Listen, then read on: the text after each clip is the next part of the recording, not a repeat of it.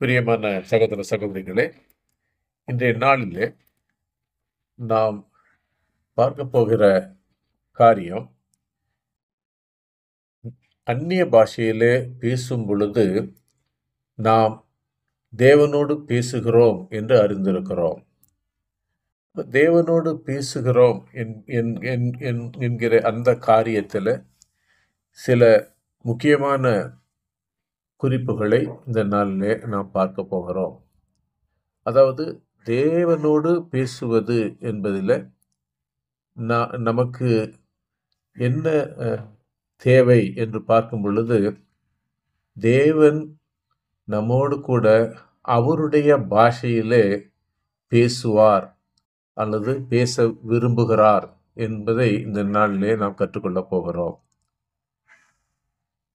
இதில் நான் 2 வார்த்தைகளை மிக முக்கியமாக உங்களுக்கு அறிமுகப்படுத்த விரும்புகிறேன். அதாவது ரோரிங் என்று சொல்லுவார்கள். ரோரிங் அப்படின்னு சொல்லி அந்த ஆங்கில வார்த்தைக்கு தமிழில் பார்த்தீங்கன்னா உருமுதல் அப்படின்ற இது இருக்கும். இன்னொரு வேர்டு குரோனிங். குரோனிங் அப்படின்னு சொன்னால் தமிழில் முணுமுணுத்தல் அப்படிங்கிற வேர்டு, அது தமிழ் அர்த்தம் இருக்கும். இந்த ரோரிங் அண்ட் குரோனிங், இந்த ரெண்டுமே அந்நிய பாஷையிலே வரக்கூடிய 2 காரியங்களாக இருக்கிறது. அதாவது தேவனோடு நாம் பேசும் பொழுது தேவன் நம்மோடு கூட இடைபடுகிற அந்த லாங்குவேஜ், அந்த பாஷையை குறித்து இந்த நாளிலே நாம் தியானிக்க போகிறோம். இந்த ரோரிங் அண்ட் குரோனிங், அதாவது உருமுதல் மற்றும் முனகுதல் என்கிற இந்த காரியத்தில் பார்க்கும் பொழுது உலக பிரகாரமாக என்ன பார்க்கலாம் அப்படின்னு சொன்னால், இந்த ரோரிங் அப்படிங்கிறது அனிமல் கிங்டம். அனிமல்ஸ்லாம் இதில் எது பார்க்கலாம் அப்படின்னு சொன்னால், லயன்ஸ், அதாவது சிங்கம், புலி, கரடி, இதெல்லாம் ரோர் பண்ணக்கூடியவை, அதாவது உருமக்கூடியவை. அப்போ அது அந்த ஒலியினுடைய அளவீடு பார்க்கும்போது, ஒலியுடைய அளவீடு 114 டெசிபல் இருக்குமா அப்படின்னு சொல்லி வச்சுக்கோங்களேன். இது ரோரிங். இந்த ரோரிங் 114 டெசிபல்.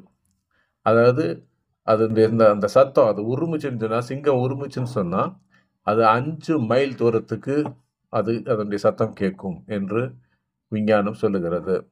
அதே போல் ப்ளூ வேல் என்கிற ஒரு கடல் வாழ் உயிரினம் இருக்கிறது. நீல திமிங்கலம் என்று சொல்லுவார்கள். அதுதான் உள்ளதுலேயே மேக்சிமம், அதனுடைய சவுண்டு தான் மேக்சிமம். அது எப்படின்னா 188 டெசிபல். 188 டெசிபல். அது 5 மைல் தூரத்துக்கு அது கேட்கும். ஸோ அது இதுவே ரோரிங் என்று சொல்வார்கள், உருமுகிறது என்று சொல்லுவோம். குரோனிங் அப்படின்னு சொன்னால் அது இந்த ஸ்மாலஸ்ட் டிஸ்டன்ஸ். அதாவது இது முனகுதல் அப்படிங்கிறது it's an utterance expressing the pain. ஒரு வலி இருக்குதுன்னு வச்சுக்கோங்களேன். வலி இருந்துச்சுன்னு சொன்னால் அப்படியே முணங்கிக்கிட்டே இருப்பாங்க இல்லையா, அதுக்கு பேர் குரோனிங். இந்த roaring and groaning is the language to talk with God. கடவுளோடு பேசுவதற்கு, கடவுள் நமக்கு கொடுத்திருக்கிற, கர்த்தரோடு பேசுவதற்கு, தேவனோடு பேசுவதற்கு தேவன் நமக்கு கொடுக்கிற பாஷைகள் இந்த ரோரிங் அண்ட் குரோனிங், அதாவது உருமுகிறதும் முனகுகிறதும் ஆன அந்த சத்தங்களை தேவன் கொடுக்கிறார். நம்ம ஹியூமன் வாய்ஸில் யூஸ்வலாக கேட்கக்கூடிய அளவு எதுன்னு சொன்னால் மேக்சிமம் அது 60லிருந்து 85 டெசிபல் வரைக்கும் தான் நம்மளால் கேட்க முடியும். மேக்சிமம் 85. ரொம்ப என்னடா ஒரே சத்தம் அப்படின்னு சொல்கிறோம்னு வச்சுங்களா, அலறுகிற சத்தம். அந்த மனுஷன் அலறுற சத்தத்துடைய டெசிபலே 85 தான் மேக்சிமம். ஆனால் சிங்கம் உருமிச்சுன்னு சொன்னால் அது 114 டெசிபலாக, அதாவது அந்த அளவீடாக இருக்கிறது என்று அறிவியல் நமக்கு சொல்லி காட்டுகிறது. அப்போது தேவன் நம்மோடு கூட பேசுகிறார் அப்படின்னு சொல்லும்போது அதை எப்படி நம்ம கேட்குறோம் அப்படின்னு சொன்னால் அது ஒரு ரோரிங்காக தான் நம்ம கேட்குறோம். அதனால தான் தேவனுக்கு மோசையோடு தேவன் பேசும்போது, அதாவது மலையிலிருந்து தேவன் இஸ்ராயல் ஜனங்களோடு பேசும் பொழுது அவர்களால் அந்த சத்தத்தை கேட்க முடியலை. அவங்க சொல்கிறாங்க, தேவன் எங்களோடு பேச வேண்டாம், நீ போய் பேசு, நாங்கள் வந்து அது தேவன் எங்களோடு பேசுகிறதை நாங்கள் விரும்பவில்லை என்று அவர்கள் சொல்லுகிறதாக வேதம் நமக்கு சொல்லுகிறது. ஏன்னா அவருடைய சத்தம் அந்த ஹை டெசிபல்ல இருக்கிறதுனால அவங்க அதை வந்து கேட்பதற்கு முடியாதவர்களாக, கேட்க இயலாதவர்களாக அவர்கள் மாறிவிடுகிறார்கள். தேவனுடைய language comes with a grade of 114, more than 114 decibels. அதாவது இந்த 114 டெசிபலுக்கு மேலே அந்த தேவனுடைய வார்த்தை வருகிறபடியினாலே அதை கேட்கும்போது நமக்கு ஒரு உருமுகிற சத்தம் போல அது நம்முடைய, அதாவது அந்த சத்தத்தை கேட்ட உடனே சிங்கம் ஒரு காட்டில் நீங்கள் தனியாக நிற்கிறீங்க, பின்னாடி ஒரு சிங்கம் ஒரு உருமுதுன்னு வச்சுக்கோங்களேன், அப்படியே ஈரக்குலையெல்லாம் ஆடி போச்சுன்னு சொல்லுவோம். அப்போது என்னென்ன பயம் வந்து நம்மை மூடிக்கொள்ளுகிறது என்று பார்க்க. ஏன்னா நம்முடைய ரேஞ்சே வந்து மேக்ஸிமம் 85 டெசிபல் தான். இது இந்த இந்த இந்த சயின்டிஃபிக் இதை எதுக்காக எடுத்து சொல்லுகிறேன்னு சொன்னால், தேவனோடு நாம் பேசுகிறதற்கு நம்மை தயார்படுத்தி கொள்ள வேண்டும். நாங்கள் வந்து அமைதியாக சில சர்ச்சஸ்லாம் வந்து அமைதியாக ஜெபம் பண்ணணுங்க அப்படின்னு சொல்லுவாங்க. இந்த அமைதியாக ஜெபம் பண்ணுங்கிறது ஒரு தனி வகையாக இருக்கிறது. ஆனால் தேவன் நம்மோடு கூட பேச வேண்டும், நாம் தேவனோடு கூட பேச வேண்டும் என்று சொல்லும் பொழுது அந்த சத்தத்தை நாம் பேச பழக வேண்டும். அல்லது அந்த அந்த சத்தத்தை கேட்பதற்கு நம்முடைய ஆவியும் நம்முடைய ஆத்துமாவும் தயாராகக்கூடிய அளவிற்கு நம்மை பயிற்றுவிக்க வேண்டும் என்று கர்த்தர் விரும்புகிறார். அப்போதான் அந்த தேவன் பேசுகிறதை நாம் கேட்டு அதை புரிந்து நம்முடைய வாழ்க்கையிலே வெற்றிகளை பார்க்க முடியும். இது ஒரு இன்ட்ரோடக்ஷன் தான். இப்பொழுது ரோமரின் புத்தகம் 8ஆம் அதிகாரம் 26வது வசனத்தை நான் வாசிக்கிறேன். ரோமர் புத்தகம் 8ஆம் அதிகாரம் 26வது வசனம். அந்தபடியே ஆவியானவரும் நமது பலவீனங்களில் நமக்கு உதவி செய்கிறார். நாம் ஏற்றபடி வேண்டிக் கொள்ள வேண்டியது என்ன என்பதை அறியாமல் இருக்கிறபடியினால் ஆவியானவர் தாமே வாக்கு கடங்காத பெருமூச்சுகளோடு நமக்காக வேண்டுதல் செய்கிறார் என்று வசனம் சொல்லுகிறது. எப்படின்னு பாருங்க, அவர் எப்படி செய்கிறாரா? ஆவியானவர் தாமே வாக்கு கடங்காத பெருமூச்சுகளோடு நமக்காக வேண்டுதல் செய்கிறார். அல்லேலூயா. அதாவது இதனுடைய ஆங்கில மொழிபெயர்ப்பு கிங் ஜேம்ஸ் வெர்ஷன். நான் இப்போ இந்த செய்தி முடிவு வரைக்கும் நான் ஆங்கில மொழிபெயர்ப்பாக கிங் ஜேம்ஸ் வெர்ஷன் கேஜேவி என்று சொல்லப்படுகிற அந்த வேத மொழிபெயர்ப்பிலிருந்து நான் உங்களுக்கு பல காரியங்களை எடுத்து சொல்ல விரும்புகிறேன். கிங் ஜேம்ஸ் வெர்ஷனில் அதே 8:26 என்ன சொல்லுதுன்னு சொன்னால், but the spirit itself makes intercession for us with groanings which cannot be uttered. With groanings which cannot be uttered. அதாவது ஆவியானவர் தாமே பெருமூச்சுகளோடு நமக்காக வேண்டுதல் செய்கிறார். அந்த வேண்டுதல், அந்த பெருமூச்சுகளை பெருமூச்சு அப்படின்னு நாங்கள் டிரான்ஸ்லேட் பண்ணியிருக்கிறாங்க. ஆங்கிலத்தில் அது வந்து குரோனிங் என்று சொல்லப்பட்டிருக்கிறது. கிங் ஜேம்ஸ் வெர்ஷனில் குரோனிங் என்று சொல்லப்பட்டிருக்கிறது. அதாவது என்ன, அதை ஒரு பாரத்தோடு இருக்கிறோம், கஷ்டத்தோடு இருக்கிறோம், பிரச்சனையோடு இருக்கிறோம். அந்த பிரச்சனையுடைய வலி இருக்குது இல்லைங்களா, அந்த வலியை நம்முடைய ஒலியாக மாற்றி தேவனிடத்திலே சமர்ப்பிக்கிறார். அதான் அந்த வசனம் சொல்லுகிறது. பரிசுத்த ஆவியானவர் தாமே என்ன செய்கிறார்? ஆவியானவர் தாமே வாக்கு கடங்காத பெருமூச்சுகளோடு நமக்காக வேண்டுதல் செய்கிறார். இப்போ வாக்கு கடங்காத பெருமூச்சுகளோடு வேண்டுதல் செய்கிறார்னா அந்த வலி, ஐயோ இந்த குடும்பத்தில் இவ்வளவு கடன் பிரச்சனை இருக்குது, என் குடும்பத்தில் இவ்வளவு நோய்கள் இருக்குது, இந்த சாபங்கள் இருக்குது, பிள்ளை இது கேட்க மாட்டேங்கிறாங்களே, ஒன்றும் பண்ண மாட்டேங்கிறாங்களே என்று சொல்லி பல பாடுகளுக்குள்ளே நாம் போய் கொண்டிருக்கிறோம். இது நடக்க மாட்டேங்குதே. பிள்ளைக்கு இத்தனை வயசாச்சு, இன்னும் இது கிடைக்கல, மாப்பிள்ளை கிடைக்கல, பொண்ணு கிடைக்கல, அப்படி சொல்லி பல காரியங்களை குறித்து நாம் வேதனைப்பட்டு உள்ளத்திலே உடைந்து போய் இருக்கிறோம். ஒரு வலி உள்ளத்திலே இருக்கிறது. நம்ம அந்நிய பாஷையில பேசும் பொழுது, அந்த வலி ஒரு சத்தமாக புறப்பட்டு வருகிறது. அதுக்கு பேர் தான் குரோனிங். தேவன் அந்த சத்தத்தை கேட்கிறார். அதான் அந்த சத்தத்தை கேட்கிறார். அப்போ அவர் கேட்கிறது எதை கேட்க விரும்புகிறார்? அந்த குரோனிங் அப்படிங்கிற அந்த சத்தத்தை கேட்க விரும்புகிறார். அதை ஆவியானவர் நமக்கு கொடுப்பார். ஹல்லேலூயா! அப்போ அதுதான் அந்த வசனம் சொல்லுகிறது, ஆவியானவர் தாமே வாக்கு கடங்காத பெருமூச்சுகளோடு நமக்காக வேண்டுதல் செய்கிறார் என்று வசனம் சொல்லுகிறது. அப்போ ஆவியானவர் என்ன செய்வாராம்? தேவன் விரும்புகிற அந்த சத்தம், அந்த சவுண்ட், அந்த குரோனிங் சவுண்டை அவர் கொடுப்பார். ஆவியானவர் நமக்காக வேண்டுதல் செய்வார். நம்முடைய நாவை எடுத்து அந்த சவுண்டை கொடுப்பார். அந்த சவுண்டு எங்கிருந்து வருது அப்படின்னு சொன்னா, நம்முடைய வலிகள் அந்த சவுண்டாக மாறி வருது. அந்த வலி இப்போ காலில் அடிபட்டுருச்சுன்னு சொன்னாக்கும், அதுக்கு அந்த வலியோட ஒரு ஒரு சத்தம் வருது பார்த்தீங்களா, அதுக்கு பேர் தான் குரோனிங். காலில் அடிபட்டுருச்சு, நடக்க முடியலை, அல்லது முட்டு பிசைகிருச்சு, வலி, உயிர் போகுது, பேக் பெயின் பிடிச்சிருச்சு, உயிர் போகுது அப்படின்னு சொல்கிறாங்க பார்த்தீங்களா, அந்த க்ரூஷியேட்டிங் பெயின் என்று சொல்லுவார்கள்.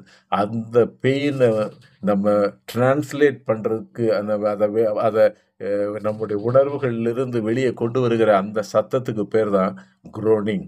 அந்த குரோனிங்கை கர்த்தர் தன்னுடைய லாங்குவேஜாக வைத்திருக்கிறார். அதை கேட்பதற்கு அவர் தயாராக இருக்கிறார். அதனால தான் ஆவியானவர் என்ன செய்கிறார்னா, அந்த வலியை நம்முடைய உள்ளத்தில் இருக்கக்கூடிய வலியை அந்த சத்தமாக மாற்றி தேவன் அதை கேட்கும்படியாக மாற்றி கொடுக்கிறார் என்று வேத வசனம் நமக்கு சொல்லுகிறது.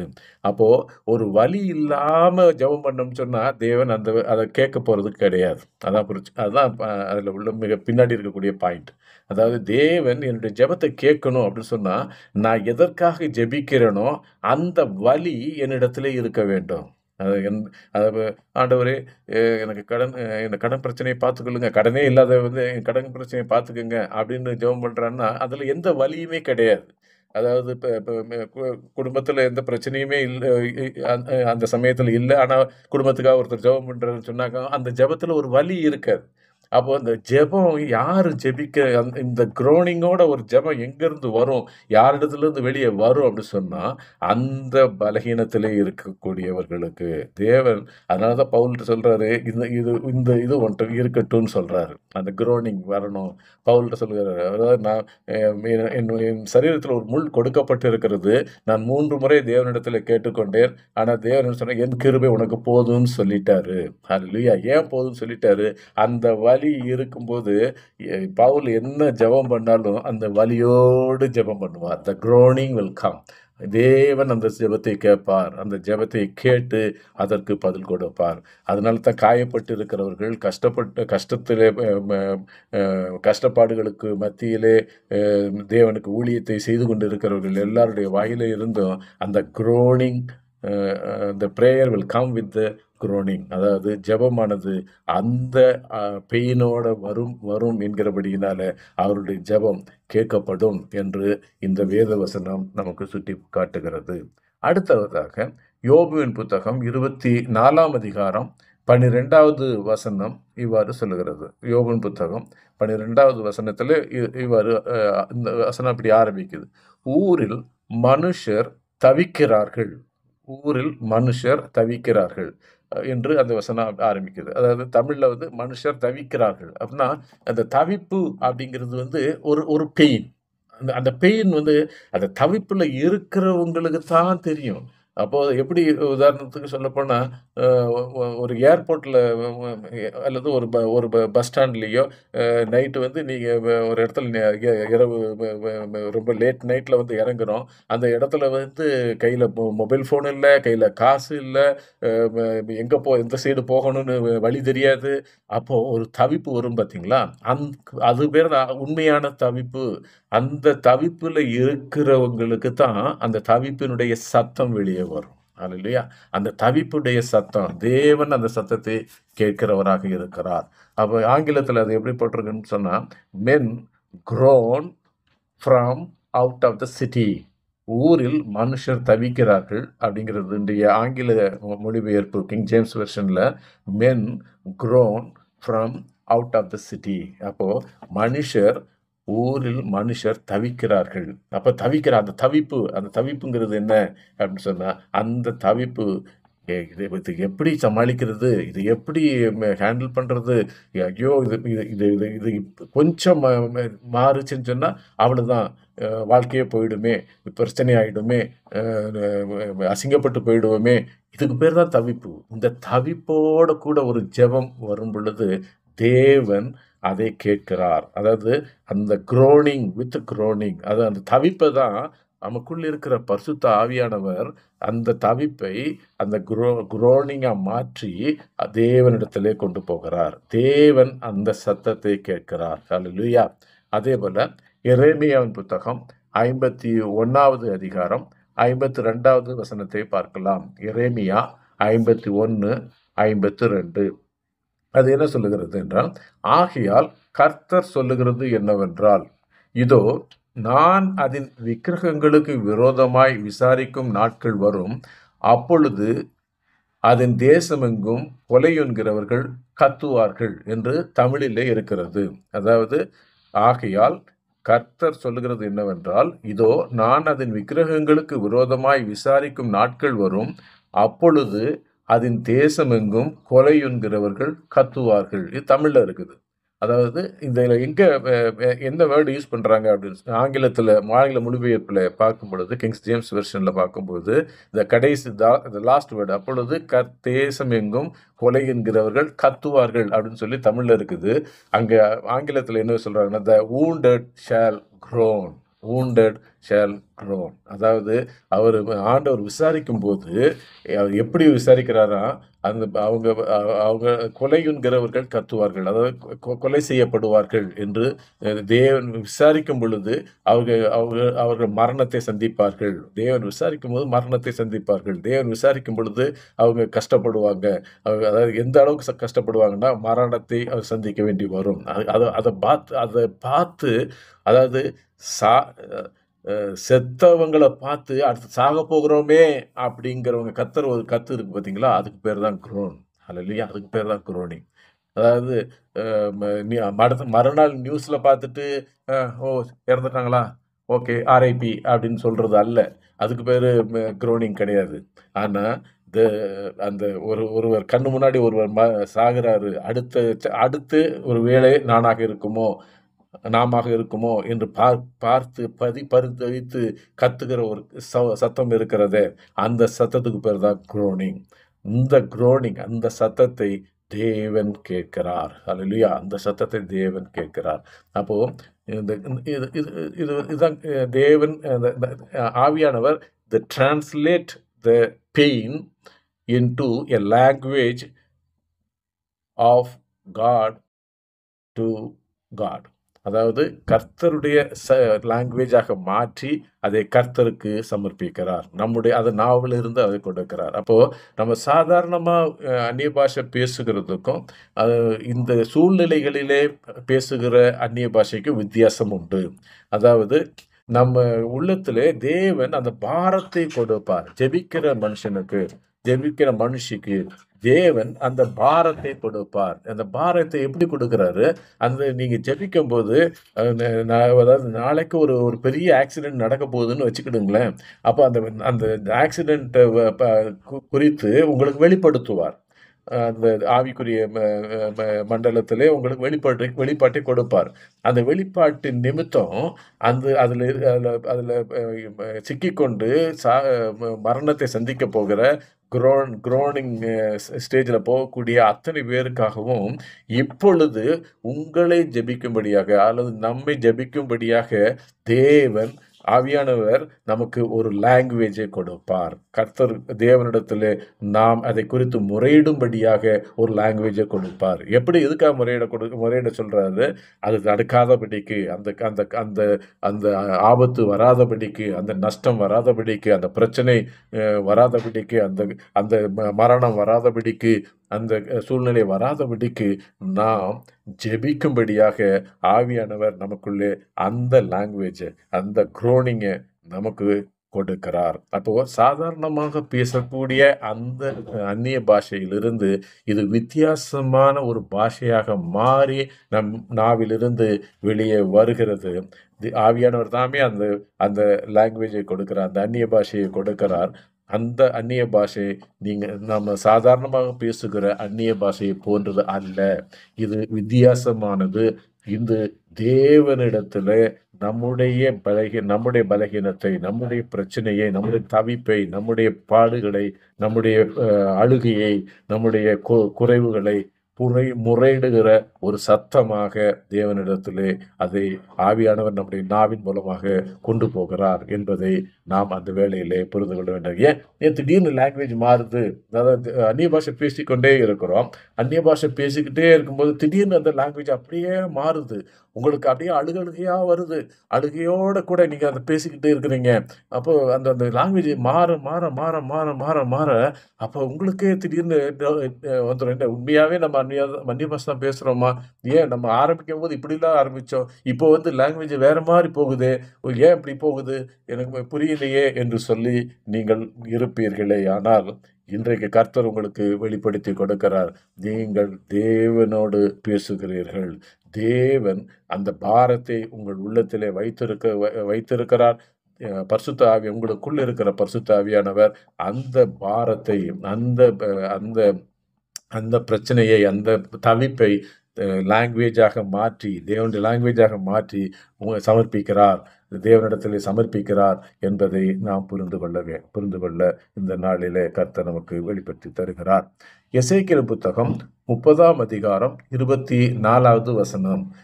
எசேக்கியேல் புத்தகம் 30ஆம் அதிகாரம் 24வது வசனம் இப்படி சொல்லுகிறது: பாபிலோன் ராஜாவின் புயங்களை பலப்படுத்தி அவன் கையிலே என் பட்டயத்தை கொடுத்து பார்வோனின் புயங்களை முறித்து விடுவேன். அப்பொழுது அவன் கொலையுண்கிறவன் தவிக்கிறது போல அவனுக்கு முன்பாக தவிப்பான் என்று தமிழிலே எழுதப்பட்டிருக்கிறது. மீண்டும் வாசிக்கிறேன். பாபிலோன் ராஜாவின் புயங்களை பலப்படுத்தி அவன் கையிலே என் பட்டயத்தை கொடுத்து, பாபிலோன் ராஜாவை பலப்படுத்தி அவன் கையில பட்டயத்தை கொடுத்து பார்வோனின் புயங்கள், அதாவது எகிப்து ராஜாவாக இருக்கக்கூடிய பார்வோனின் புயங்களை முறித்து விடுவேன். அப்பொழுது அந்த எகிப்து ராஜா எப்படி இருப்பானா?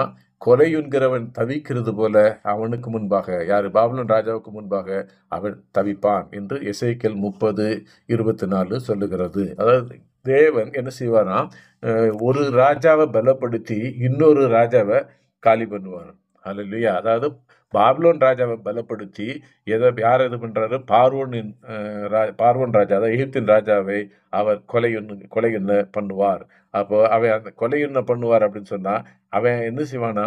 அப்படியே தவிப்பான் என்று வசனம் சொல்லுகிறது. தேவன் நியாய தீர்ப்பை செய்கிறார். தேவன் என்ன செய்யறாரு? இப்போ நியாய தீர்ப்பை செய்கிறார். முதல்ல இருந்து தவிப்புகளை குறித்து பார்த்தோம். இப்போ வந்து ஒரு நியாய தீர்ப்பு வருகிறது. ஆங்கிலத்தில் எப்படி போட்டிருக்குன்னா, he shall groan before him, அதாவது அவன் கொலையுண்கிறவன் தவிக்கிறது போல அவனுக்கு முன்பாக தவிப்பான். அந்த சென்டென்ஸ் வந்து ஆங்கிலத்தில் எப்படி வருதுன்னா, he shall groan before him with the groanings of a deadly wounded man. He shall groan before him with the groanings of a deadly wounded man. அதாவது கொலையுண்கிறவன் தவிக்கிறது போல அவனுக்கு முன்பாக தவிப்பான். அப்போ அப்படியே அடுத்து நீ கொல்ல போறான், நான் சாக போறேன் என்கிற அந்த ஒரு காரியம், அதாவது ஒரு நியாய தீர்ப்பின் சத்தம். இதுக்கு பேர் வந்து நியாய தீர்ப்பின் சத்தம். அப்போ நம்ம அந்நிய பாஷையில பேசும் பொழுது தேவன் நம்மை கொண்டு சில காரியங்களை நியாயம் தீர்க்கிறார். நம்மை கொண்டு சில காரியங்களை நியாயம் தீர்க்கிறார். அதாவது அவர் தான் அதாவது தேவனிடத்திலே முறையிடணும். அதாவது வெளிப்படுத்தல் சுவிசேஷத்துல பார்க்கலாம். பலிபீடத்தின் அடியில் இருக்கக்கூடிய ஆபேலின் ஆவி தேவனை நோக்கி முறையிடுகிறது. இன்னும் அதே போல இரத்த சாட்சிகளை மருத்துவர்களுடைய ஆவிகள் எல்லாம் பலிபீடத்துக்கு கீழே இருந்து தேவனை நோக்கி முறையிடுகிறது என்று எழுதப்பட்டு இருக்கிறது. எப்படி முறையிடுதுன்னு சொன்னா, எவ்வளவு காலம் நீர் காத்திருப்பீர்? எங்களை இந்த மாதிரி ஆக்கின எங்களை கொலையின பண்ணினவர்களே, நீர் எவ்வளவு நாளைக்கு விட்டு வைத்திருப்பீர் என்று சொல்லி அந்த ஆவிகள் எல்லாம் தேவனை நோக்கி முறையிடுகிறதாக வெளிப்படுத்தின சுவிசேஷத்தில் எழுதப்பட்டு இருக்கிறது. அப்போ அந்த பெயின், அதாவது அவங்க கொலை செய்யப்பட்டார்கள்.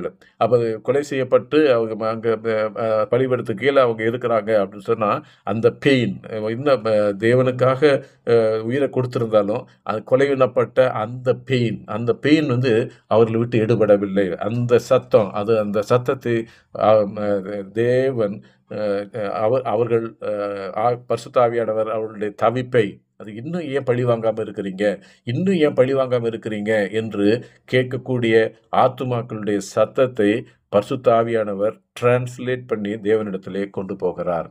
அதே போல இந்த பூமியில் அநியாயம் நடக்குது, அக்கிரமம் நடக்குது,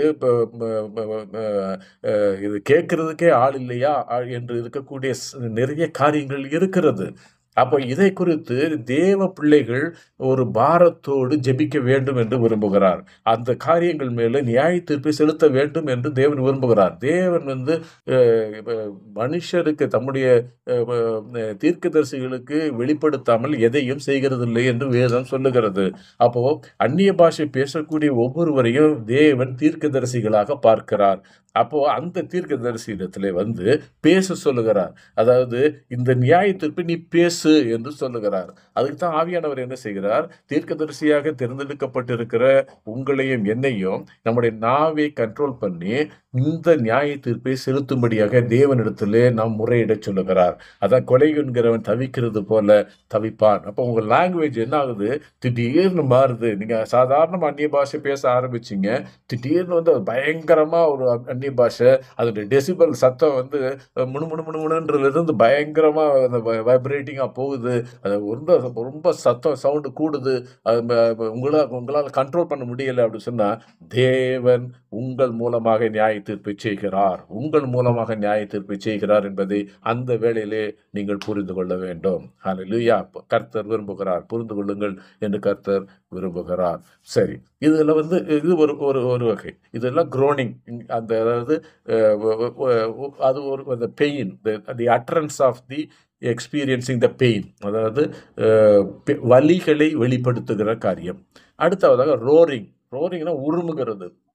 இந்த உருமுகிறதுங்கிறது வந்து it is a sound of war, அதாவது யுத்தத்தினுடைய சத்தம். அதான் ரோரிங், யுத்தத்தினுடைய சத்தம். அதாவது சிங்கம் எதற்கு கர்ஜிக்கிறது அப்படின்னு சொன்னால், அது இறைய பார்த்துருச்சுன்னு சொன்னால் அது கத்தும் இல்லையா?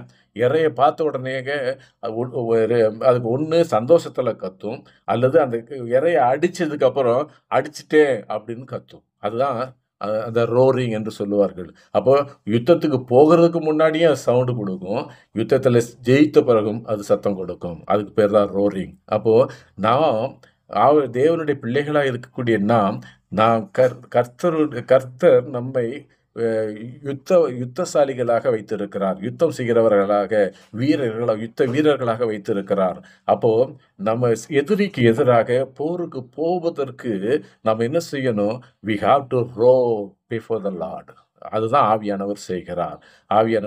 நீங்கள் அந்நிய பாஷையில் பேச ஆரம்பிக்கும் போது உங்கள் சத்தம் அப்படியே உரிமை, ஒரு சிங்கம் உருமுறது போல ஒரு சத்தம் உங்களுடைய நாவிலிருந்து வெளியே வருது அப்படின்னு சொன்னால், தேவன் உங்களை யுத்தத்துக்கு தயார் செய்கிறார், யுத்தம் செய்யும்படியாக அழைக்கிறார் என்ற அர்த்தம்.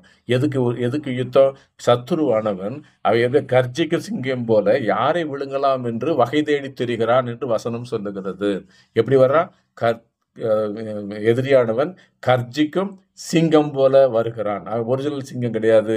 அவன் அவன் வந்து எதிர்த்து வருகிற சிங்கமாக இருக்கிறான்.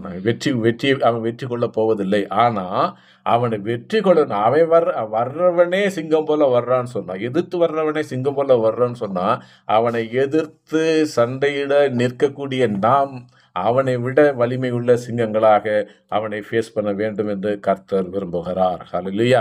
அதனால தான் நம்முடைய ஜெபம் எப்படி வெளியே வரணும், அந்த அந்நிய பாஷை எப்படி வெளியே வருது, ஆவியானவர் மாற்றி கொடுக்கிறார் அப்படின்னு சொன்னா, அந்த யுத்தத்திற்கு ஏற்றபடி எதிர்த்து நிற்கக்கூடிய அந்த சத்துருவுக்கு சிங்கம் போல அவன் வர்றான் அப்படின்னு சொன்னா, அந்த சிங்கத்துக்கு எதிராக ஒரு சிங்கமாக, யூதராஜ்ய சிங்கத்தினுடைய பிள்ளையாக நாம் உரும வேண்டும் என்று கர்த்தர் விரும்புகிறார். உரும வேண்டும் சொன்னாக்கும், the language will twist in such a way that we will roar against the devil. சத்துருவுக்கு எதிராக நாம் உருமுகிறவர்களாக நம்முடைய சத்தத்தை கர்த்தர் மாற்றி கொடுக்கிறார். ஹல்லேலூயா. அப்போ சாதாரணமாக பேசிக்கொண்டிருக்கிற அந்த லாங்குவேஜில் இருந்து அந்த லாங்குவேஜை அப்படியே ஆவியானவர் எப்படி டிரான்ஸ்லேட் பண்றாருன்னா, ஒரு வித்தியாசமான ஒரு போருக்கு நிற்கிற ஒரு சிங்கத்தை போல நம்முடைய சத்தத்தை மாற்றுகிறார் என்று வேதவசனம் சொல்லுகிறது. 1 நாளாகமம் புத்தகம் 16ஆம் அதிகாரம் 32வது வசனம் இவ்வாறு சொல்லுகிறது, சமுத்திரமும் அதன் நிறைவும் முழங்கி களி கூர்வதாக என்று. சமுத்திரமும் அதன் நிறைவும் முழங்கி என்று இருக்கிறது. இந்த முழங்கி என்கிற அந்த தமிழில் எழுதப்பட்டு இருக்கிறது. அது ஆங்கிலத்தில் அதனுடைய டிரான்ஸ்லேஷன் என்ன வருதுன்னு சொன்னால், லெட் த சீ ரோர். அதாவது கடல்ல வந்து அமைதியாக இருக்கும். கடல் வந்து எப்பயுமே சில இடங்கள், நிறைய இடங்கள்ல அமைதியாக இருக்கும். ஆனால் அந்த மழை காலத்தில் அல்லது புயல் வரக்கூடிய காலத்தில் பார்த்தீங்கன்னாக்கும் அந்த சத்தத்தை கேட்கறதுக்கே பயமாக இருக்கும். ஏன்னா கடல் முழங்குகிறது என்று சொல்லுவார்கள். நம்ம தமிழில் வந்து கடல் முழங்குது, ஐயப்பா சத்தத்தை கேட்கறதுக்கே பயமாக இருக்குது. அதாவது அதே போல் நம்முடைய சத்தம் அந்த எதிரியை நடுங்க வைக்க வேண்டும் என்று கர்த்தர் விரும்புகிறார். அதாவது இது வந்து நம்மை கர்த்தர் யுத்தத்துக்கு பழக்குகிறார். ஹல்லேலூயா. அப்போ நம்ம எப்படி பழக்கப்பட்டு போயிட்டோம்னு சொன்னால், எல்லாம் ஆண்டவர் பார்த்துக்கிடுவாரு, நம்ம நீங்கள் சும்மா இருப்பீர்கள் என்கிற அந்த வசனத்தை மட்டும் எடுத்துக்கிட்டு எல்லா வேளையிலுமே சும்மா இருக்கிறவர்களாக, தோற்று போனால் கூட சும்மா இருக்கிற பிள்ளைகளாக மாறிவிட்டோம். ஆனால் கர்த்தர் அதற்காக நம்மை உருவாக்கவில்லை. நமக்கு பரிசுத்த ஆவியானவரை அவர் நமக்கு அருளி செய்திருப்பதற்கு ஒரு காரியம் என்னவென்றால், நாம் யுத்தம் செய்ய வேண்டும். ஹல்லேலூயா. நம்ம யுத்த களத்தில் இருக்கிறோம். இந்த பூமியில் நம்ம வந்து யுத்த களத்தில் இருக்கிறோம். அதை புரிஞ்சுக்கிடணும். அதை நம்ம எல்லாருமே இந்த பூமியில் பிறந்திருக்கிற ஒவ்வொரு மனுஷியும் ஒரு யுத்த களத்திலே இருக்கிறோம். அந்த யுத்த களத்தில் போரிட தெரியாதவர்கள் தோற்று போவார்கள். ஹல்லேலூயா. போரிட தெரியாதவர்கள் தோற்று போவார்கள். அதுக்கு வேணா ஒரு ஒரு ஒரு ஜால்சா அப்படின்னு சொல்லுவாங்க. அதாவது ஒரு ஒரு ஒரு ஒரு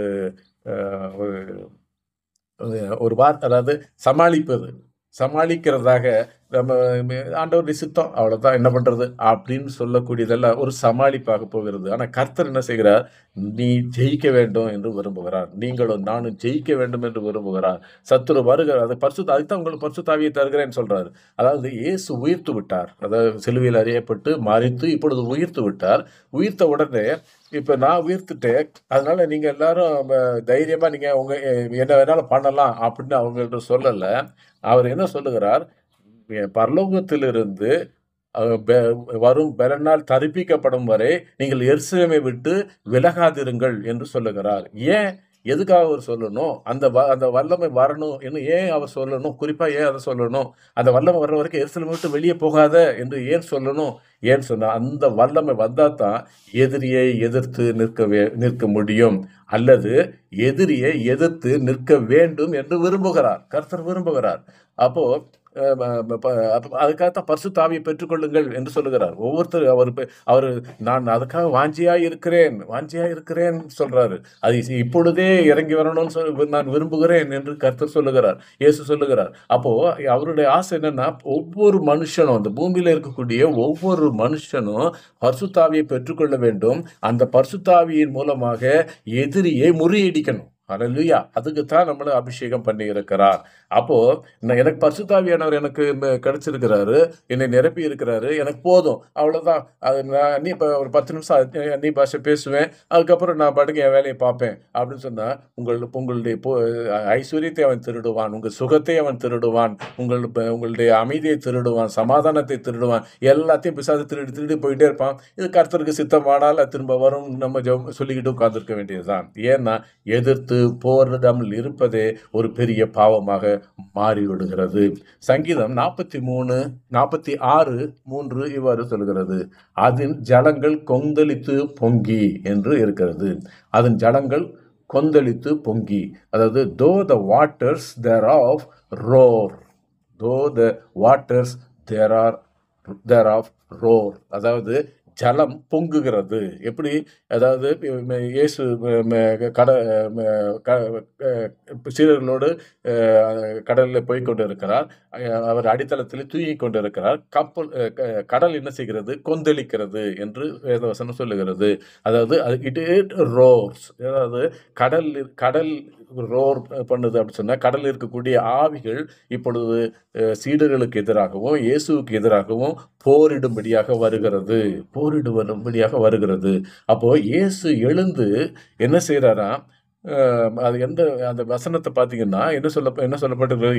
எழுந்து காற்றை அதட்டி கடலை பார்த்து இறையாதே என்று கட்டளையிட்டார் என்று எழுதப்பட்டிருக்கிறது. தமிழ்ல அதை வாசிக்கும் போது நம்ம அப்படி சாதாரணமாக ரொம்ப ஸ்மூத்தா வாசித்துட்டு போயிடுறோம்.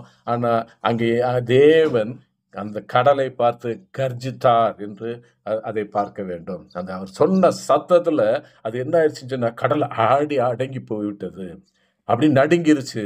ஆனா கடல் நடுங்குச்சுன்னு சொன்னா, கடலில் இருக்கக்கூடிய ஆவிகள் எதிர்த்து அந்த கடலை பயன்படுத்தி அந்த சீடர்களோடு அந்த கப்பலை கவிழ்ப்பதற்கு முயற்சி செய்த அந்த ஆவிகள் பயந்து நடுங்கி அடங்கி போய்விட்டது. அப்போ ஜலத்தில் அந்த கொந்தளிப்பு அமைதலாகிவிட்டது என்று வேதவசனம் சொல்லுகிறது. அப்போ அந்த சத்தத்தை அவர் கொடுத்தார். அதாவது அதனால தான் அவங்க சொல்றாங்க, காற்றும் கடலும் இவருக்கு கீழ்ப்படுகிறதே என்று அவர் ஒருவருக்கு ஒருவர் பேசிக்கொண்டார்கள் என்று இருக்கிறது. அப்படின்னா அவர் சாதாரணமா எந்திரிச்சு சாதாரணமா அமைதியாரு அப்படின்னு சொல்லியிருந்தாருன்னு சொன்னா, இவங்க அதை அப்படி யோசித்திருக்கவே மாட்டாங்க. அவர் எந்திரிச்சு அவர் சொன்ன அந்த power, the roaring is totally different. ஏன்னா ஆவியானவர் அவரோடு கூட இருக்கிறார். அவர் ஆவியானவராய் இருக்கிறார். அப்போ அந்த ஆவியானவர் இயேசுவுக்கு அந்த வார்த்தையை கொடுக்கிறார். இறையாதே, அமைதலாயிரு அப்படின்னு அவர் சொல்றாருன்னு சொன்னா, that sound roars like anything, like lion of Judah. அவர் பேசுகிறார். அந்த சத்தத்தோடு கூட பேசுகிறார். அந்த சத்தம் வந்த உடனே இதெல்லாம் அடங்கிருச்சு. இல்லையா? நம்ம அடங்கணும்னா அது அதாவது ஓடுற நாயை கண்டா விரட்டுற நாய்க்கு தொக்கு என்று சொல்லுவார்கள். அதுபோல நாம அடங்கி இருக்கும் பொழுது அவன் கொந்தளிக்கிறான்.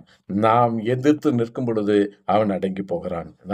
that's why I'm repeatedly saying we are in the battlefield. நாம் போர்க்களத்திலே இருக்கிறோம்.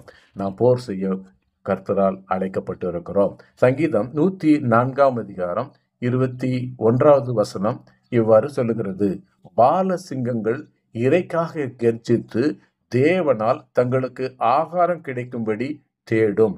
பாலசிங்கங்கள் இரைக்காக கர்ஜித்து தேவனால் தங்களுக்கு ஆகாரம் கிடைக்கும்படி தேடும். ஆங்கில மொழிபெயர்ப்பு வாசிக்கிற கேளுங்கள். The young lions roar after their prey and seek their meat from God. Hallelujah. அப்போ அதாவது young lions roar after their prey. அதாவது இந்த சிங்கங்கள் எப்படி பால சிங்கங்கள் என்ன செய்தான்? இரையை பார்த்து கர்ஜிக்குது. ஹல்லேலூயா. இரையை பார்த்து கர்ஜிக்குது. எதுக்காகன்னு சொன்னா, and seek their meat from God. கர்த்தர் அந்த இரையை வாய்க்க பண்ணணும்னு சொல்லி இந்த பாலசிங்கங்கள் எல்லாம் இரையை பார்த்த உடனே கர்ஜிக்கிறது. அல்லேலூயா. ரொம்ப அருமையான வசனம். சங்கீதம் 104:21 சொல்லுகிறது. ரொம்ப அருமையான வசனம். அதாவது இரையை பார்த்து கர்ஜிக்கிறது. அப்போ நம்ம எல்லாருமே பாலசிங்கங்கள். யூதராஜ சிங்கம். நம்முடைய தாயும் தகப்பனுமாய் இருக்கிறவர் யூதராஜ சிங்கம் இயேசு. அவர்தான் நம்முடைய தாயும் தகப்பனுமாய் இருக்கிறார். நம்ம எல்லாருமே பாலசிங்கங்களாக அழைக்கப்பட்டிருக்கிறோம். அப்போ நம்மள என்ன செய்ய சொல்றாரு ஆண்டவரு? "நீ இரைய பாரு" அப்படின்னு சொல்றாரு. இரைய பாரு.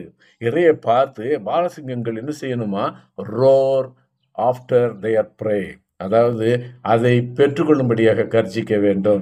அப்ப பரிசுத்த ஆவியை நமக்கு ஏன் கொடுக்கிறாரு அப்படின்னு சொன்னா, அதாங்க சொல்றாரு, கேளுங்கள் உங்களுக்கு கொடுக்கப்படும், தட்டுங்கள் உங்களுக்கு திறக்கப்படும், தேடுங்கள் கண்டடைவீர்கள். இப்படியெல்லாம் சொல்லிட்டு கடைசியா சொல்லுவாரு, தம்மை தேடுகிறவர்களுக்கு அவர் பரிசுத்த ஆவியை அருளாதிருப்பது எப்படி என்று முடிக்கிறார். வசனத்தை முடிக்கிறார். ஏன் சொல்றாரு? அப்போ இங்க தேடுங்கள் கண்டடைவீர்கள், தட்டுங்கள் திறக்கப்படுவதற்கும் பரிசுத்த ஆவியை பெற்றுக்கொள்வதற்கும் என்ன ஒரு கனெக்ஷன் இருக்குது?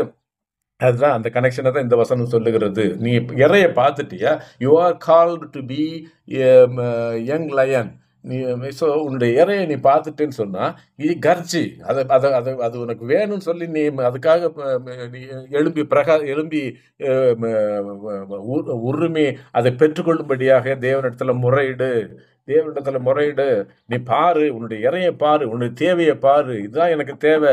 எனக்கு இது வேண்டிய இது மான் வந்துருச்சு, எனக்கு வேண்டிய அந்த இது வந்துருச்சு, இறை வந்து விட்டது என்று பாலசிங்கங்கள் கர்ஜிக்கிறதாம். அப்போ நம்ம ஜெபம் அதே போல இருக்க வேண்டும். தேவனிடத்துல அந்நிய பாஷையில நம்ம ஜெபிக்கும் பொழுது ஏதோ பேசணும், ஆண்டவர் பார்த்து கொடுத்தா சரி வாங்கிக்கிறோம்னு சொன்னா பட்னி தான் கிடக்கணும். ஆனா இந்த சிங்கங்கள் பாலசிங்கங்கள் என்ன செய்கிறதா? கர்ஜிக்கிறது. இறையை பார்த்து கர்ஜிக்கிறது. எதுக்கு கர்ஜிக்கிறது? தேவன் அதை வாய்க்க பண்ணும்படியாக கர்ஜிக்கிறது. அப்போ நம்ம ஜெபிக்கும் பொழுது தேவன் நம்முடைய லாங்குவேஜை மாற்றி கொடுப்பாரு. அவர் எப்படி ஆவியானவர் நமக்கு மாற்றி கொடுப்பாரு. இதான் உனக்கு தேவை, இது தேவையை நீ ஆண்டவர்கிட்ட கேளு. இதானே உனக்கு தேவை. உனக்கு ஒரு வீடு வேணும்னு கேட்குறியா? உனக்கு கார் வேணும்னு கேட்குறியா? உனக்கு சுகம் வேணும்னு கேட்குறியா? உனக்கு இந்த பிரச்சனை மாறணும்னு கேட்குறியா? You talk in terms of roaring to God. கர்த்தரிடத்திலே உன்னுடைய பாஷையை மாற்றி கேளு என்று ஆவியானவர் அந்த பாஷையை நமக்கு கொடுப்பார். ஹல்லேலூயா. அப்போ நம்ம அந்நிய பாஷை பேசுகிற அந்த விதத்துல தேவன் பரிசுத்த ஆவியானவர் ஒரு மாறுதலை நமக்கு கொடுக்கிறார். அடுத்ததாக ஏசாயா 5ஆம் அதிகாரம் 29வது வசனம் இவ்வாறு சொல்லுகிறது, அவர்கள் கர்ஜிப்பு சிங்கத்தின் கர்ஜிப்பு போல் இருக்கிறது, பாலசிங்கங்களைப் போல கர்ஜித்து உருமி இரையை பிடித்து தப்புவிக்கிறவன் இல்லாமல் அதை எடுத்துக்கொண்டு போய்விடுவார்கள். அவர்கள் கர்ஜிப்பு, திருப்பி வாசிக்கிறேன், அவர்கள் கர்ஜிப்பு சிங்கத்தின் கர்ஜிப்பு போல் இருக்கிறது, பாலசிங்கங்களைப் போல கர்ஜித்து உருமி இரையை பிடித்து தப்புவிக்கிறவன் இல்லாமல் அதை எடுத்துக்கொண்டு போய்விடுவார்கள். ஆங்கிலத்தில் வாசிக்கிறேன், their roaring shall be like a lion, they shall roar like young lions, yes, they shall roar and lay hold of the prey and shall carry it away safe and none shall deliver it. யாரும் விடுவிக்க முடியாது. அப்போ நம்முடைய அந்நிய பாஷையை பேசுகிறோம். அதாவது தேவன் நம்ம அந்நிய பாஷையில பேசுனா ஆவிக்குரிய தளத்துல போய் நம்ம எல்லாத்தையும் பெற்றுக்கொள்ளலாம் என்று ஏற்கனவே பல முறை நான் எடுத்து சொல்லியிருக்கிறேன். அப்போ அதை பெற்றுக்கொள்வதற்கான வழியை தான் இப்பொழுது பேசிக்கொண்டு இருக்கிறேன். அதாவது நீ இறைய பார்த்துட்டீங்கன்னா, இந்த வசனம் என்ன சொல்லுது? அந்த சிங்கம் இறைய பார்த்த உடனே கர்ஜிக்குமா? அந்த பாலசிங்கங்கள் என்ன செய்யுமா? அதை பிடிச்சி உரிமை போய் அதை பிடிச்சிட்டு அதை எவன் வந்தாலும் அது வாய்க்குள்ளே அது வாய்க்கு வெளியே இருக்கிறத கூட பிச்சுட்டு போயிடலாம். ஆனால் வாய்க்குள்ளே இருக்கிறத என்ன செய்ய முடியாது? தொடக்கூட முடியாது. அப்போது அந்த பாலசிங்கம் அதனுடைய வாய்க்கு அந்த வயிற்றுக்கு எவ்வளோ தேவையோ அதுக்கு அதிகமாகவே அது வாயில் இருக்கும். அந்த அளவுக்கு அவர் பிடிச்சிடும். அப்போது நம்ம ஜெபிக்கும் பொழுது ஆண்டவர் கொடுக்கிற அந்நிய பாஷை, நம்முடைய பாஷையை அவர் மாற்றி கொடுப்பார்.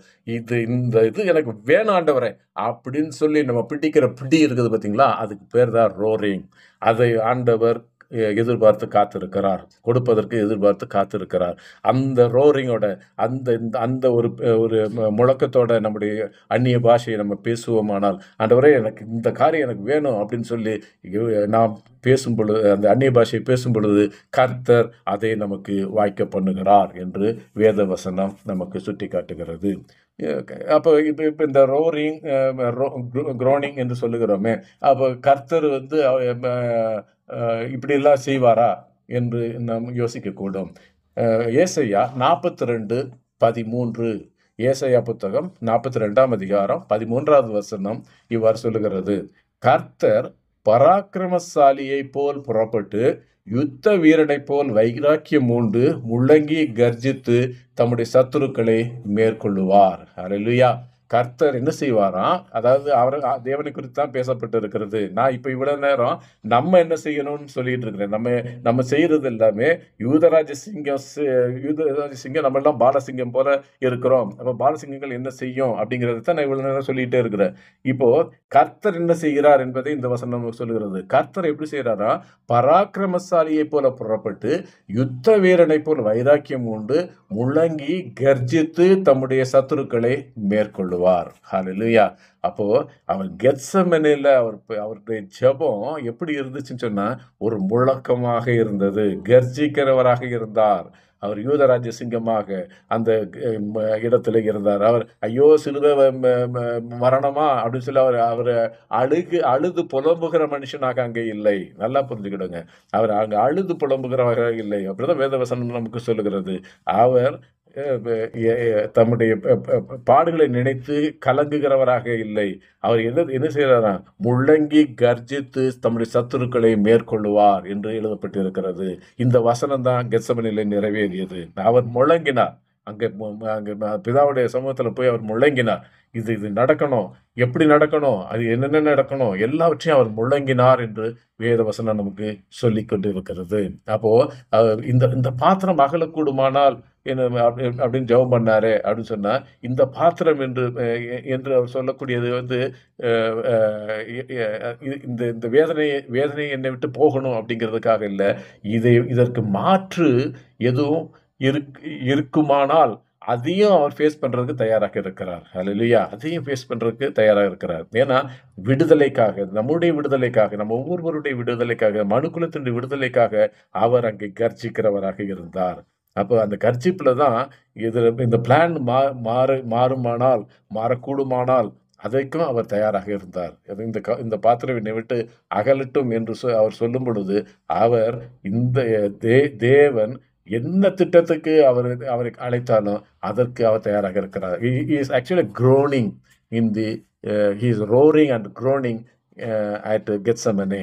அந்த கெத்செமனேல அவர் அதை செய்தார் என்று பார்க்கிறோம். அதனாலதான் பேதுருவை எழுப்பி சொல்றாரு, நீங்க ஜெபம் பண்ணுங்கன்னு சொல்ல, உனக்கு எதிராக சத்துரு போராடி கொண்டு இருக்கிறான், கர்ஜிக்கிற சிங்கம் போல உன் மேல அவன் கண் வைத்திருக்கிறான் என்று பேதுருவை அவர் எச்சரிக்கிறதாக நாம் பார்க்கிறோம். அதாவது ஆங்கிலத்தில் பார்க்கும் பொழுது அதே வசனம், Lord shall go forth as a mighty man, he shall stir up jealousy like a man of war, he shall cry, roar, he shall prevail against his enemies. அப்போ தம்முடைய எதிரிகளுக்கு எதிராக அவர் என்ன செய்வாராம்?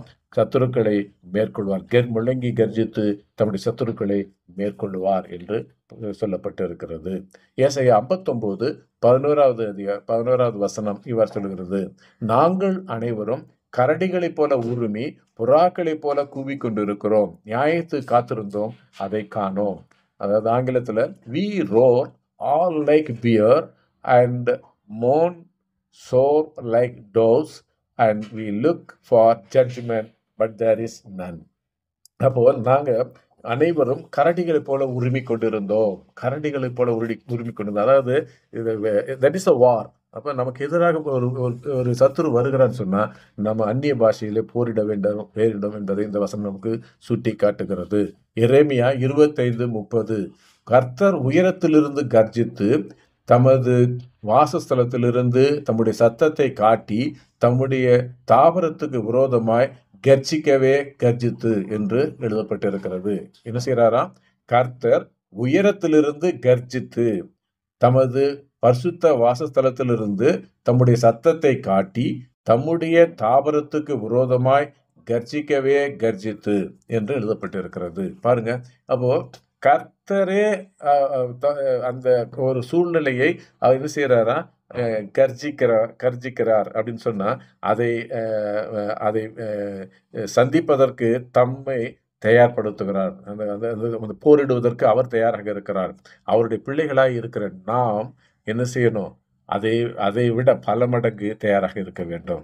ஏன்னு சொன்னா, அவரு அவரு நமக்காக கர்ஜிக்கிறார். நாம நமக்காக கர்ஜிக்க வேண்டும். அதாவது அந்நிய பாஷையிலே நாம் ஜெபிக்கும் பொழுது, தேவன் நமக்கு கொடுக்கிற அந்த புதிய பாஷை, அந்த விசேஷித்த பாஷை, அதாவது இடிமுழக்கம் போன்ற அந்த சத்தத்தை, தேவன் கொடுக்கிற அந்த சத்தத்தை எழுப்பி நாம் ஜெபிக்கும் பொழுது, நாம் என்ன செய்கிறோம்? போரிடுகிறோம். நம்முடைய எதிரிகளுக்கு எதிராக போரிடுகிறோம் என்று இந்த நாளிலே அறிந்து கொள்ள வேண்டும். ஓசியாவின் புத்தகம் 11ஆம் அதிகாரம் 10வது வசனம் இவ்வாறு சொல்லுகிறது. அவர்கள் கர்த்தரை பின்பற்றுவார்கள். அவர் சிங்கத்தைப் போல கர்ஜிப்பார். அவர் கர்ஜிக்கும் போது அவர்கள் சந்ததியார் மேற்கு திசையிலிருந்து நடுங்கி வருவார்கள் என்று சொல்லப்பட்டிருக்கிறது. அவர்கள் கர்த்தரை பின்பற்றுவார்கள். அப்போ நமக்கு யூதராஜ சிங்கம் ஆண்டவராகிய இயேசு கிறிஸ்து, அவரை பின்பற்றி கொண்டிருக்கிறோம். அப்போ அவரை பின்பற்றுவார்கள். அவர் எப்படி இருக்கிறாராம்? சிங்கத்தை போல கர்ஜிப்பார். அவர் அவர் அவர் தான் சேனைகளின் கர்த்தர்ன்னு சொல்றோம். சேனைகளின் கர்த்தர் அப்படின்னு சொன்னா அவருக்கு பின்னாடி ஒரு பெரிய சேனையே இருக்குது. அந்த சேனைகள்ல ஒருத்தராக நாம் இருக்கிறோம். ஹல்லேலூயா. நம்ம எல்லாரும் அந்த சேனைகள்ல ஒருத்தராக இருக்கிறோம். அப்போ அவர் கர்ஜிக்கிறாருன்னு சொன்னா நாம கர்ஜிக்கணும். எதிரியை பார்த்து கர்ஜிக்கணும். எதிரியை பார்த்து கர்ஜிக்கணும்னு சொன்னா நம்ம பரிசுத்த ஆவியினால் நிரப்பப்பட்டு நாம ஜெபிக்கிற ஜெபம் எப்படி ஒரு கர்ஜனை போல இருக்கணும். எதிரியை பார்த்த ஒரு ஒரு சத்தம் நம்முடைய வாயிலிருந்து புறப்பட்டு வர வேண்டும். நம்முடைய அடிவயிற்றிலிருந்து புறப்பட்டு வர வேண்டும். அந்த சத்தம் வரும்போதே பிசாசு நடுங்கணும். கிடக்கிட நடுங்கணும். ஐயையோ, யூதராஜ சிங்கத்துடைய பாலசிங்கம் வந்துருச்சு, நம்ம செத்தோம் என்று சொல்லி பிசாசு ஓடணும். நம்ம குடும்பத்துக்கு எதிராக, நம்முடைய பிரச்சனைகளுக்கு எதிராக, நம்முடைய பாடுகளுக்கு எதிராக, நம்மிடத்தில் திருடும்படியாக, நம்ம கொலை செய்யும்படியாக, நமக்கு நோயை கொடுக்கும்படியாக, எந்தெந்த காரியத்துல இல்லாமோ பிசாசு நமக்கு கிளம்பி வந்து கொண்டு இருப்பான். அவன் என்ன நம்மளை சாதாரணமா நினைச்சிட்டு வருவான். இது பாலசிங்கம் தானே, யூதராஜ சிங்கம் இல்லையே, இது பாலசிங்கம் தானே என்று சொல்லி அவன் வரும் பொழுது வசனம் சொல்லுகிறது, அவர்கள் கர்த்தரை பின்பற்றுவார்கள். அவர் எப்படி உலகத்தை ஜெயித்தார், இயேசு எப்படி உலகத்தை ஜெயித்தார் அப்படின்னு சொன்னான். அவர் பரிசுத்த ஆவியினால் நிறந்தவராய் அவர் என்ன செய்யறார்? போகிற இடமெல்லாம் என்ன செஞ்சாராம்? கட்டுண்டவர்களை விடுவிக்கிறவராக சுற்றித் திருந்தார் என்று வேத வசனம் சொல்லுகிறது. அப்போ அவர் கர்ஜிக்கிற யூதராஜ சிங்கமாக இருந்தார். அவரை பின்பற்றுகிற நாம் ஒவ்வொருவரும் எப்படி இருக்கணும்னு சொன்னா பாலசிங்கங்களாக அவரை பின்பற்றுகிறவராக இருக்க வேண்டும்.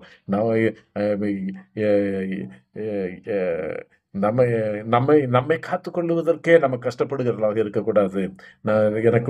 எனக்கே இந்த பிரச்சனை இருக்கு, எனக்கே அந்த பிரச்சனை இருக்கு, எனக்கே இந்த பிரச்சனை இருக்கு என்று சொல்லி எனக்கு இவ்வளவு பிரச்சனை இருக்குது, நான் எப்படி உங்களுக்கு ஜெபம் பண்றது அப்படிங்கிற நிலையிலிருந்து மாறி நான் ஜெபித்தது நிமித்தம் நான் விடுதலையை பெற்றுக்கொண்டேன்.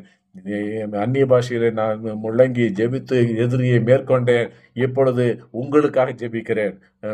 என்னுடைய சுற்றங்களுக்காக ஜெபிக்கிறேன், உறவினர்களுக்காக ஜெபிக்கிறேன், என்னுடைய ஊருக்காக ஜெபிக்கிறேன், என்னுடைய தேசத்துக்காக ஜெபிக்கிறேன், இந்த உலகத்துக்காக ஜெபிக்கிறேன் என்று சொல்லி நாம் முழங்கி ஜெபிக்கும் பொழுது, கர்ஜித்து ஜெபிக்கும் பொழுது தேவன், அது யூதராஜ சிங்கம் நமக்காய் யுத்தம் செய்வார். நாம் அவரோடு சேர்ந்து யுத்தம் செய்வோம், எதிரியை முறியடிப்போம், தேசத்தை சுதந்திரிப்போம். எனவே பிரியமான சகோதர சகோதரிகளே, இந்த நாளிலே நாம் முடிவெடுப்போம். அந்நிய பாஷையை பேசுகிறது நமக்கென்று தேவன் கொடுத்திருக்கிற மிகப்பெரிய வரம். அதில் ஆவியானவர் நம்மோடு இருந்து நமக்கு கற்றுத் தருவார். எதிரியை முறியடிப்பதற்கான பாஷையை நமக்கு தருவார். நம்முடைய யூதராஜ சிங்கம் கேட்கக்கூடிய அந்த சத்தத்தை நமக்கு அவர் எடுத்து கொடுப்பார். நம்முடைய நாவிலிருந்து அவர் புறப்படும்படியாக கிருபை செய்வார். எனக்கு பிரியமான சகோதரர்களே, இந்த நாள் முதல் நம்முடைய பாஷை, நாம் பேசுகிற அந்நிய பாஷை மாறுவதாக ஆண்டவரிடத்தில் ஒப்பு கொடுத்து ஜெபிப்போம். கர்த்தர் தாமே நம்மை வழி நடத்துவாராக. ஆமென்.